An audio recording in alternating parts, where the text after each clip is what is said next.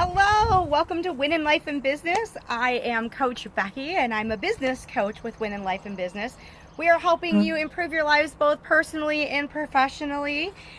This month is the month of May. Today is May 2nd, and every month I come to you with a live video, a little bit of a tip for the month of May. As we're getting into the busy season for some of us, and some of us are starting to slow down for the month of May, I want to come to you with this. When is the best time to hire help? Well, a couple of things that you need to know. First of all, you are not replaceable. And if you are replaceable, then you need to find a different business to be in, right?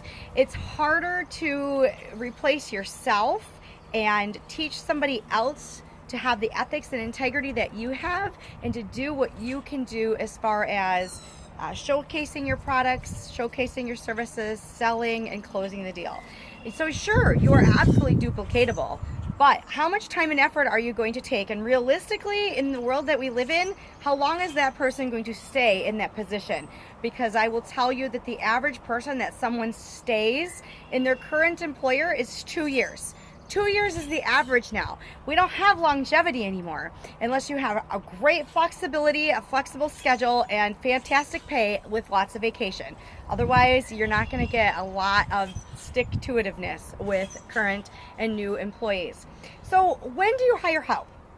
Well, a couple of things.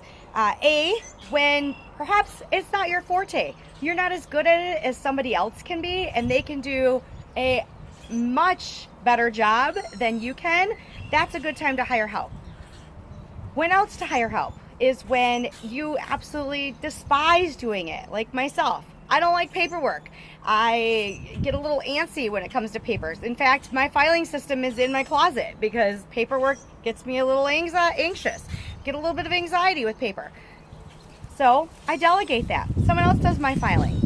Maybe you can have someone else, you can delegate your data entry, because that's not really income producing activity. Anything that's not income producing for you but takes your time, that is when you want to hire help.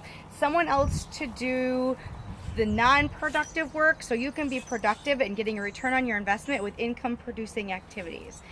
Things like filing, data entry, let's see here, your follow-ups, your scheduling your appointments, all of that fun stuff can certainly be delegated out to someone, okay? And I always recommend paying higher than minimum wage because, in fact, people will stay longer when they're appreciated more. So gifts are good. Gifts are good, and paying them higher than minimum wage is good.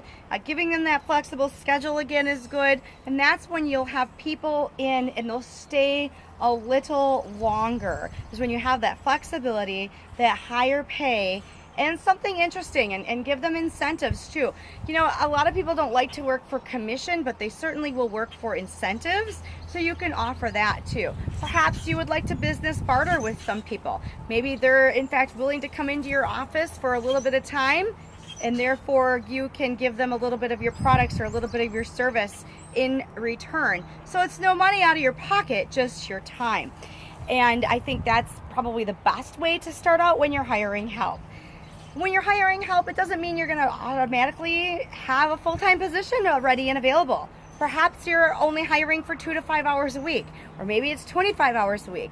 But when to hire help, that is key. You need to know when you're overloaded and you realize that you're doing more paperwork and less income producing activities, that's when you need to hire help, because we need to have this clear balance of when we are actually income producing and when we're just balancing the load. Because when we're balancing the load, nothing new is happening. And in business, we want to have a 10% increase every single month.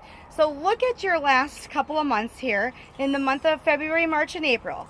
Did you have an increase in your business? Did you have a 10% increase in your business? And if you did not, are there ways that you can increase your income by delegating your time out to somebody else doing something that in fact you only take maybe 2 hours or less to train them on, and they've got it for the next 3 months, and that's 2 to 5 hours a week that you can be in front of clients, because People, that is what's going to get you the business, is when you're in front of clients.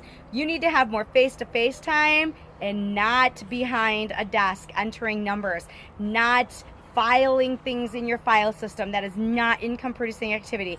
Face-to-face time with clients, that's income producing activity. So take a look at your last 3 months and see how you can delegate it out so you can add 10% income to your business. And that's what I've got for you. Happy May. Bye.